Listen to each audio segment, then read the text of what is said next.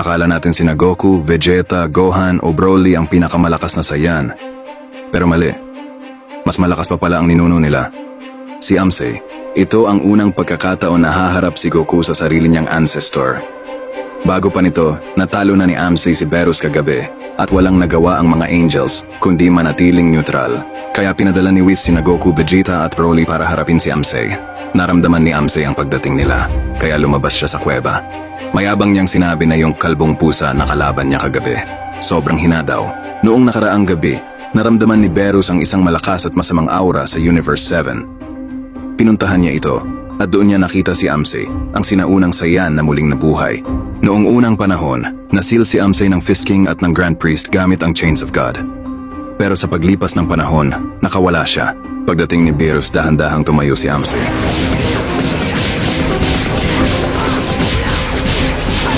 Alam ni Beerus kung gaano kalakas ang kalaban, kaya agad siyang umatake. Sunod-sunod na suntok at sipa.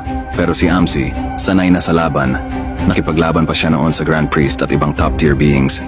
Kaya isang daliri lang, pinatalsik niya si Beerus. Sa simpleng clash na yon, agad na-realize ni Beerus, sobrang layo ng lakas nila. Dahil dito nag-full power si Beerus. Tulad ng typical sa Dragon Ball, nag-spam siya ng energy blasts, yung parang Prince technique. Pero tulad ng inaasahan, puro usok lang, walang effect kay Amsei. Y al considerarnos débiles a todos menos a ti. Wala nang choice si Beerus. Ginamit niya ang ultimate attack niya bilang God of Destruction. Gumawa siya ng destructive beam para sirain pati ang buong planeta. Pero si Amsei kalmado lang. Inangat niya ang kamay niya at naglabas ng Golden Shockwave.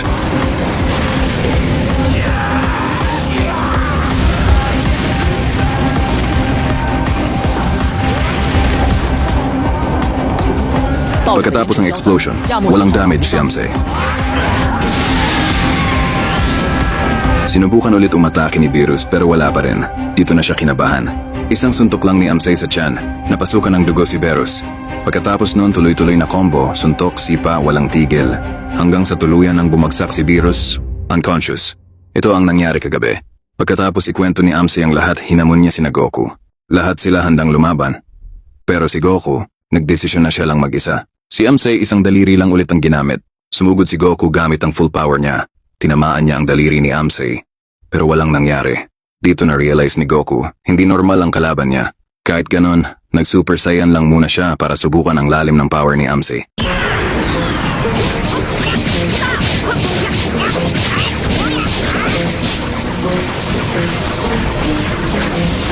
Pero kahit naka-Super Saiyan si Goku, isang daliri lang ni Amsei sapat na para i-deflect lahat ng attacks. Yumayanig ang paligid pero si Amsei hindi gumagalaw. Sinubukan ni Goku sipain siya sa leeg pero wala pa rin effect. Biglang gumanti si Amsei, isang solid na atake. Ramdam ni Goku na parang nasira ang buong katawan niya. Hindi siya makagalaw. Pero kahit ganon, sina Vegeta at Broly, hindi pa rin tumutulong. Alam kasi nila, hindi pa nilalabas ni Goku ang tunay niyang power, ang Ultra Instinct.